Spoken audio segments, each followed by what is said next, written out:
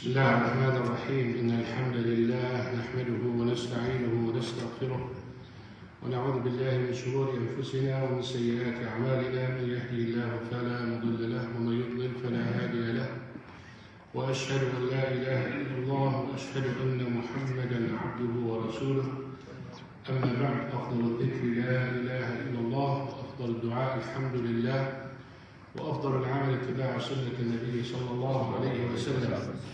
My dear brothers and sisters, the best of all remembrance is to always say La ilaha illallah, and the best of dua is to always say Alhamdulillah, and the best of action is to follow the guidance of the Prophet sallallahu alaihi wasallam.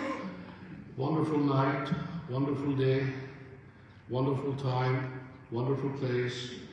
Alhamdulillah, ni'am that we are smothered with. Ni'am that so many people miss it or have part of it. I was reflecting with my wife on a hadith on the way here, the saying of the Prophet sallallahu alayhi wa sallam, من ذاك آمنا في سربه معافا في جسده عنده قوت يومه فكأنما حيزت له الدنيا بحذافيرها.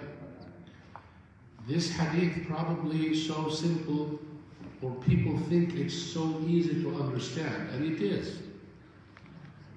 The hardest part in those ahadith and ayat that is so easy to understand is how to apply it.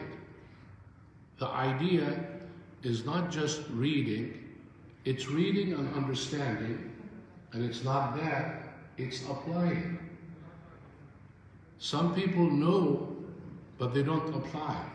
And some people know, but they don't know how to apply. You can give me theories, but what's the point of the theory if I cannot apply it to nowadays? There isn't anything in our religion that you cannot apply in your daily life, even Tawheed, which is probably that topic that many people don't even talk about, simply because they cannot really relate it for the youngsters to our daily life. Yani when you want to come and teach people about the names of Allah subhanahu wa ta'ala and His attributes, how can you teach the child to put that in practice?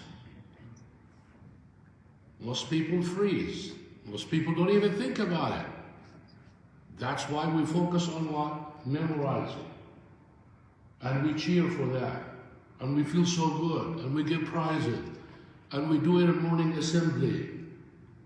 In Australia, one of the things they do in the Islamic school is the children will recite the names and attributes of Allah subhanahu wa ta'ala in the morning assembly. I personally said, big deal. What did they get by reciting? Not a single name you can apply. Not a single thing that you reflect upon. Or you come and you recite some Quran and you leave it there. It's nice, but at least explain the ayat that you read, or put something for people to apply upon. So take it from there. 3 things the Prophet ﷺ talked about. This is not our topic, but I have to brush on it because it will benefit all of us, inshallah. He said, if you live in your home, safe and healthy and focus here, and you have food for one day, brother. We're not talking another refrigerator, garage, and a refrigerator that you cannot see what's in there. That's how full it is. It could be in the refrigerator you have food for a month. فَكَأَنَّمَا حِزَتْ لَهُ الدُّنْيَا. It's like you are the king of this universe. You own earth. Where is the focus in this hadith? Qut yawmih. Every part of this hadith is really an origin or the essence of happiness in this life, and everything comes back to it. If you have these three basics, then you are a king. Because if you miss one, you can never enjoy your life the way you should. طيب. قوت يومي, one day. Why?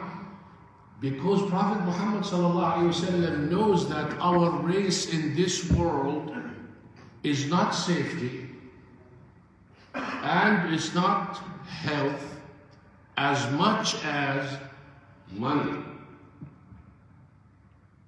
You agree? In this world, are you competing to be the healthiest person? No. The safest person? No. The richest person? Yes. And that's why the Prophet ﷺ told us, money is really the test of this ummah. So you have one day. How many of us have all these things present and complaining 24/7 and living miserable because their eyes are the only thing that they use? Meaning, you see he has something, but your brain is disabled of what you have. You look at what he wears or what he drives or and you forget the ni'am that you have, and you don't even think about it or talk about it. Okay, he is rich and he is on a wheelchair. How much can he enjoy his life? And you are, mashallah, you're not that rich, but you're not starving. You have food for your day. What does that mean? You don't have food for tomorrow? Well, theoretically, yes. But this means that tomorrow your food will come. But you have a problem called understanding that Allah subhanahu wa ta'ala is the best one to rely on. Dependence on Allah subhanahu wa ta'ala brings you tomorrow's food. That's why the Prophet sallallahu alayhi wa sallam said, لو أنكم تتوكلون على الله حق التوكل. If you really rely on Allah subhanahu wa ta'ala, you have tawakkul the way you should, meaning high level of tawakkul, as if guaranteed what you think about tomorrow, it's going to come.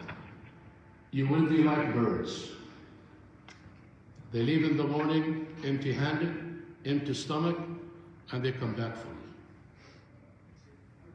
Impossible to find a bird going to sleep hungry. One time, subhanAllah, I was eating at a restaurant, and he has a nice place by the street to sit on. So I took some chicken just before sunset. And you know, birds don't joke. When it's time to sleep, it's time to sleep. How many times do you see birds flying at night? You might, because somebody scared them or somebody want to kill them or something. So when the sun sets, they go to sleep, period. And there was like minutes before sunset. And I was eating, and the bone of the chicken, and saw some birds. So I stopped throwing. And they were diving on it, eating and eating and eating. And I remember this hadith, tawakkul.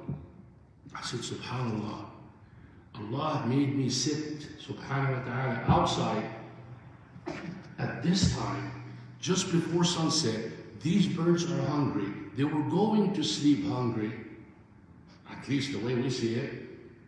And no one sits there. I just decided to sit. And here I am sitting there and feeding them so they can go to sleep, not hungry, because they depended on Allah subhanahu wa ta'ala. So we were talking about this, and I said, subhanAllah, Allah subhanahu wa ta'ala mentioned food for one day to let us know life is not money. When you see someone who has so much money and you don't, but you have the health and you have the safety, thank Allah subhanahu wa ta'ala for it. Because if you have all the money and you're so scared, you're not going to enjoy a meal. And if you have so money and you are healthy, you cannot, imagine someone has so much money, but he cannot eat sweet, and he cannot drink coffee, and he cannot. It's like, what do I need the money for? So reflect on that. Ramadan is what?